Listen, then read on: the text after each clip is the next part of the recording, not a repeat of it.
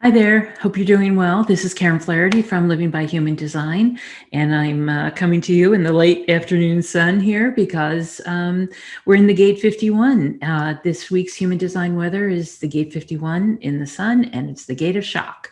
And so, guess what? Earlier today, I recorded, and there was no audio at all. So, as I went to edit, there was just no audio, and so here we are doing it again. So, that's the kind of week we're going to have. So here's what we see first when when I pulled up the current transits this morning. What we have is this actually started yesterday afternoon, but we were still in the 51 line 1 this morning, and what we've got are the Gate 51, which comes right off the top of for the left side of the will center, and it's the Gate of Shock. And so this will be in until April 10th. We've got the 51 in the sun and the 57 in the earth.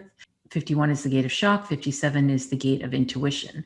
And the 57 comes off the top of the spleen right here. And that is, as you can imagine, all about intuition and having intuitive thoughts. The gate of shock is a little interesting, and we'll talk about that in a second. I'll just tell you what else to expect this week. We still are in the midst of having the root defined as well as the solar plexus defined, and that will continue until April 7th in the morning.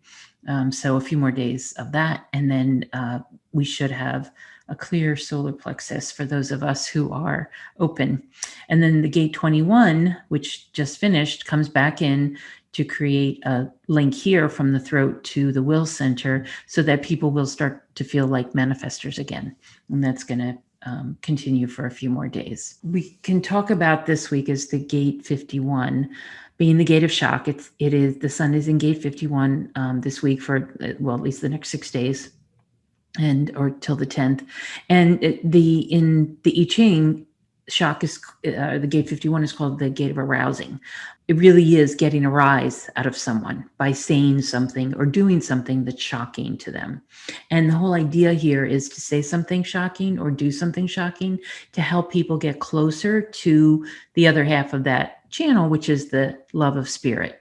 And so the whole idea is to help people with their goals, help them to achieve what they want in life, and to get them closer to love and spirit and abundance and things like that. The wisdom here, the wisdom of this gate is the ability to respond to the disorder and shock that might occur in life, right? Whether it happens to you or happens around you, happens in the environment or with illness or things like that, so that we can react by recognizing it and then adapting. That's the idea here. That's the kind of energy it is, but it can be it can be a little bit of an upheaval sometimes. It can be a bit of distraction. It can be misunderstood. It can be also the kind of thing that people don't like to hear because it almost sounds as if you're blurting it out sometimes.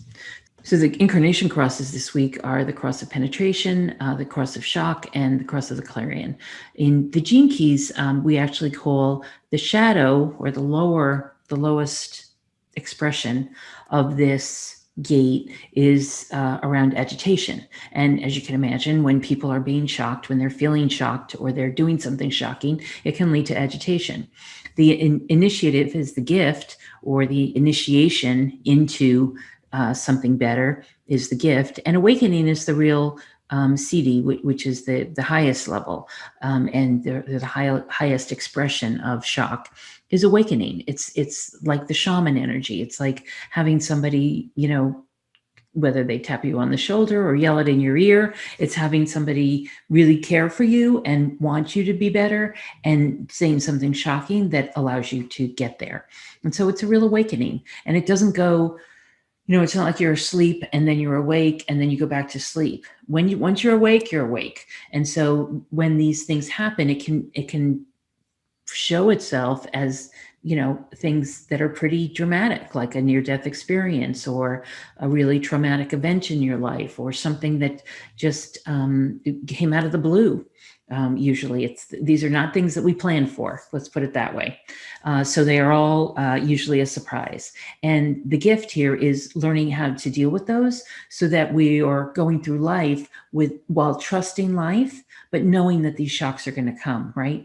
Trusting life and knowing that we can still get to the next goal. We can still get to the next place that we want to be, but that there are going to be sometimes shocking things along the way. In quantum human design, Karen Curry Parker calls it the gate of initiation. And then in the earth, we have the gate 57, and the gate 57 is the gate of intuition. And so if you put these two together, you can see that there can be an intuitive knowing that leads to the shock, right? Or an intuitive knowing that allows someone, whether it's a therapist or a caregiver or even a first responder, for example, the intuition to say or do something shocking that allows you to get better or to feel better or to be able to deal with the moment. In the I Ching, it's called the gentle, and in the Gene Keys, we go from unease to intuition to clarity, which is the highest expression. And in quantum human design, it's called the gate of instinct. So some of the personalities who are born in this sun gate are people like Elizabeth Kubler-Ross, who wrote the book Death and Dying, which was all about the 7 stages of grief. Pharrell Williams, Betty Davis, Hugh Hefner, all had a bit of shock in their while they were here, and in the things that they're doing. Kristen Stewart, famously with the vampires, Patricia Arquette, James Garner, Merrill Haggard, and William Wordsworth, the British poet. And so this week in history was kind of interesting. I wanted to show these different events that occurred so that you could see that, it was the beginning of World War I for the United States, happened on April 5th. The spies during World War II, Julius and Ethel Rosenberg, they were sentenced to death in 1951. The modern Olympics actually started in Athens in 1896. So over 100 years ago.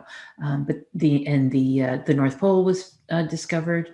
Hank Aaron hit his 715th home run, breaking Babe Ruth's record, which was quite a breakthrough for not only for baseball, but also for Hank Aaron as, obviously the first Black player to get that many home runs. And it was quite an astounding accomplishment.